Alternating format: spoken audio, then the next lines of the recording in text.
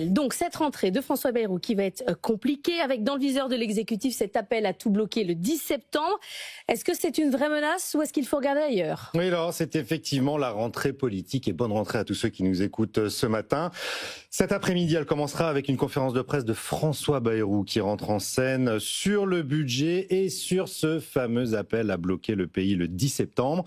Mardi cette semaine, il sera à la CFDT et jeudi, on l'entendra au MEDEF, à la REF du MEDEF où on sera également présent. Mais attention, vous l'avez dit Laure, la vraie menace de blocage en réalité est ailleurs. Chaque année, c'est la même chanson. On nous vend une rentrée sociale chaude, bouillante, brûlante. Mais dans les faits, ce marronnier finalement fait bien davantage la une des journaux qu'il se retrouve dans la rue au final.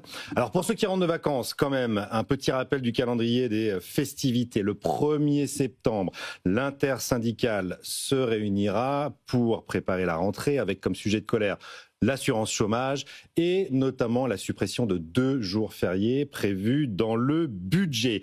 Le 10 septembre, c'est cet appel à bloquer la France. On verra ce que ça donne. Et le 23 septembre, côté politique pour le gouvernement, eh bien, c'est la motion de censure déposée par la France insoumise contre l'exécutif à l'Assemblée nationale. Est-ce que ça fait vraiment trembler François Bayrou? Ben non, pas vraiment. Alors, François Bayrou l'a déjà confié à la Tribune dimanche, c'était hier. Le blocage du pays n'est certainement pas la réponse aux mots qui nous frappent. Et dans le Parisien, il enfonce le clou. Comment défendre un blocage alors que la France est déjà face à de grands risques? Alors, il n'a pas tort, évidemment.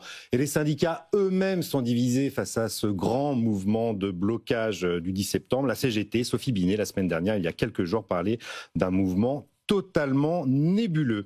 Alors la grande marée sociale du 10 septembre, pas sûr qu'elle dépasse finalement la taille d'une petite vaguelette. François Bayrou, il mise sur le fait que les Français vont se dire, bon, c'est vrai, il a raison, le pays est en difficulté, je dois faire des efforts. C'est le bon sens sur lequel il mise. Le bon sens en action, effectivement. Alors, sauf que 70 à 80% des Français, malheureusement, soutiennent ce mouvement de blocage pour l'instant. Encore une fois, on verra ce que ça donne en termes de mobilisation réelle le 10 septembre.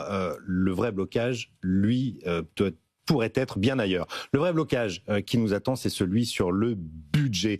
On se souvient du bazar l'année dernière avec un budget adopté mi-février, ce qui avait pesé sur la croissance, abîmé la confiance. Cette année, évidemment, c'est rebelote. Le bloc central est toujours minoritaire à l'Assemblée nationale. Et la clé du succès, c'est le Parti socialiste. Et c'est là que ça coince pour l'instant. François Bayrou veut absolument ses 44 milliards d'économies. Le PS dit non. Il demande 2 fois moins, c'est beaucoup. Et pour compenser, eh bien, le PS propose un super ISF, une taxe Zuckman qui pourrait rapporter 15 milliards d'euros. Je rappelle que l'ISF, c'était 3 milliards à l'époque. Alors, leur contre-budget doit être présenté d'ici le 8 septembre. Et elle est là, la vraie menace, cette tendance à toujours refuser le moindre effort en dépenses, en brandissant la baguette du yaka faucon, taxer les riches, comme si c'était pas déjà le cas. Autrement dit, la vraie partie, se joue à l'Assemblée, pas dans la rue. C'est là que le pays est embourbé depuis la dissolution ratée du mois de juin 2024. Un blocage politique et un blocage budgétaire dont il est temps de sortir. Le spread qui se rapproche jour après jour de l'Italie nous le montre de plus en plus. La menace est importante sur la dette. Alors oui, on nous promet toujours une rentrée explosive, mais cette année, la vraie bombe à retardement, c'est le budget. En clair, moins de pavés, plus de chiffres. Et c'est là que ça risque vraiment de coincer. 7h20, on reparlera d'une autre bombe à retardement, la question de l'absentéisme et le gouvernement qui veut faire payer les entreprises jusqu'au 7e jour. Ça sera votre débat face à Emmanuel Le Chypre.